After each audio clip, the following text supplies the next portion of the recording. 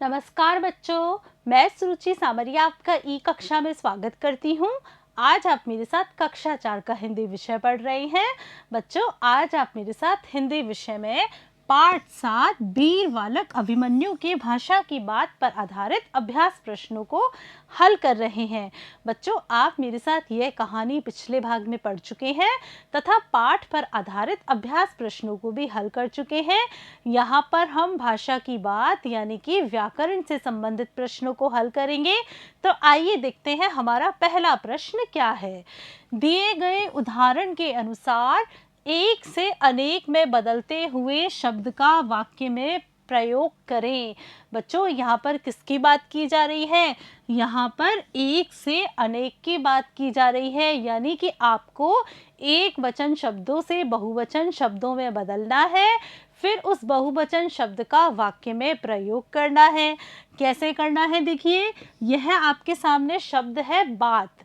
बात कैसा शब्द है? एक वचन शब्द है। इस एक वचन शब्द को आपको बहुवचन शब्द में बदलना है। जब आप इसे बहुवचन शब्द में बदलेंगे तो क्या बनाएंगे? बातें। जब यह बहुवचन शब्द में बदल जाएगा तब आपको इस शब्द से एक वाक्य बनाना है, यानी इस शब्द का वाक्य में प्रयोग करना है। कैसे करेंगे? देखिए, शिक्षाप्रद बातें सुननी चाहिए। ऐसे आपके सामने यहाँ पर 4 शब्द हैं जो कि एक वचन है। इनको आप पहले बहुवचन शब्द में बदलेंगे, उसके बाद इन शब्दों के प्रयोग से वाक्य बनाएंगे। तो देखिए बच्चों, यह किस तरह से हल करेंगे। देखिए, हमारे सामने शब्द है रात, जो कि एक वचन शब्द है। जब हम इसे बहुवचन शब्द बनाएंगे तो क्या बनाएंगे? रातें। और वाक्य क्या बनेगा हमारा? सर्दी की रातें बहुत ठंडी होती हैं। फिर देखिए, हमारा शब्द है सांस, जो क्या है? जो कि एक वचन शब्द है। जब हम इसे बहुवचन में बदलेंगे तो क्या बनाएंगे? सांसें। और वाक्य में प्रयोग करेंगे तो क्या करेंगे? देखिए, वह अपनी आखिरी सांसें ले रहा है। फिर देखिए, अगला शब्द है वीर। वीर जो कि एक वचन शब्द है। जब हम इसे बहुवचन बनाएंगे तो क्या बनाएंगे?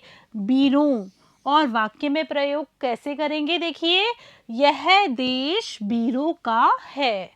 फिर देखिए, हमारा अगला शब्द है गाय, जो कि क्या है? एक वचन।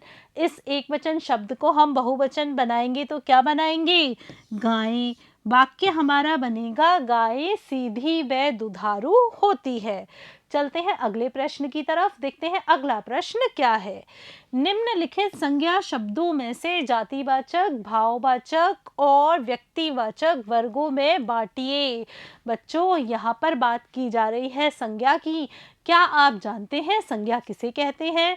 बच्चों, संज्ञा की परिभाषा है किसी व्यक्ति, वस्तु, स्थान अथवा भाव के नाम को हम संज्ञा कहते हैं। संज्ञा का तो अर्थ ही नाम होता है।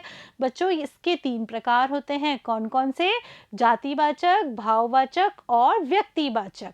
आपको यहाँ पर क्या करना है? आपके सामने जो ये सारे के सारे शब्द हैं वह संज्ञा शब्द है। इन संज्ञा शब्दों को आप 3 वर्गों में बांटेंगे। कौन कौन से 3 वर्गों में? जातिवाचक, भाववाचक और व्यक्तिवाचक वर्गों में।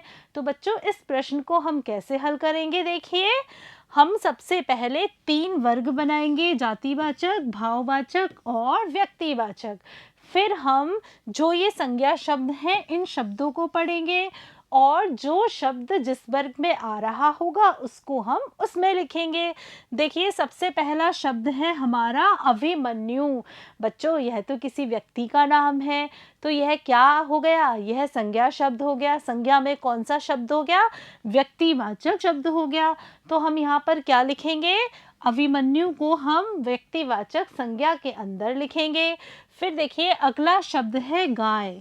बच्चों, ये जो गाय शब्द है इससे हमें संपूर्ण गाय जाति का बोध होता है, इसलिए यह गाय शब्द जातिवाचक वर्ग के अंतर्गत आएगा।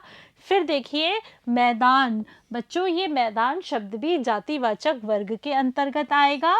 फिर देखिए, मित्र।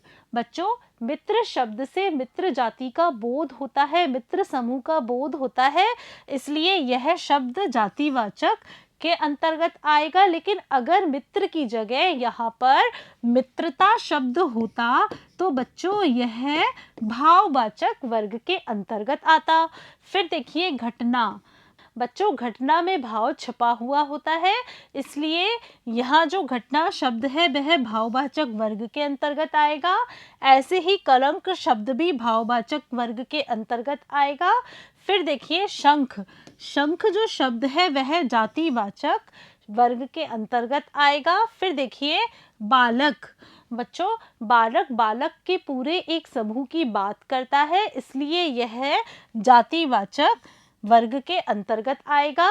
सेना शब्द भी जातिवाचक वर्ग के अंतर्गत आएगी।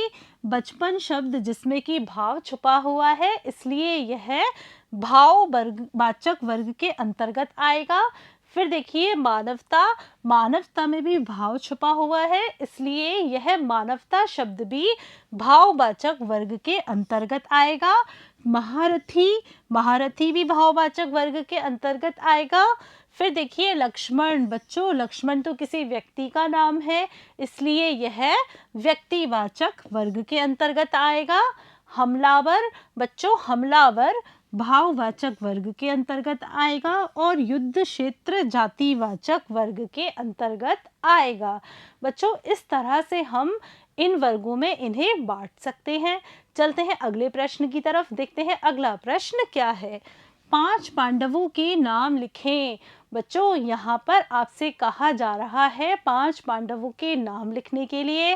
पांडव 5 भाई थे, जिनके नाम देखिए किस तरह से हैं। युधिष्ठिर जो कि सबसे बड़े थे, जिन्हें कि हम धर्मराज युधिष्ठिर के नाम से भी जानते हैं। भीम जिन्हें कि हम गदाधारी भीम के नाम से जानते हैं। अर्जुन जो कि धनुष की विद्या में प्रवीण थे। नकुल और सबसे छोटे थे बच्चों सहदेव। बच्चों आज आपने मेरे साथ आपकी पाठ्यपुस्तक आओ सीखे भाग प्रथम के पाठ 7 वीर बालक अभिमन्यु के भाषा की बात पर आधारित अभ्यास प्रश्नों को हल किया। बच्चों मुझे पूरा विश्वास है कि आपको इन सारे प्रश्नों के उत्तर बहुत ही अच्छी तरह से समझ में आ गए होंगे। नमस्कार बच्चों।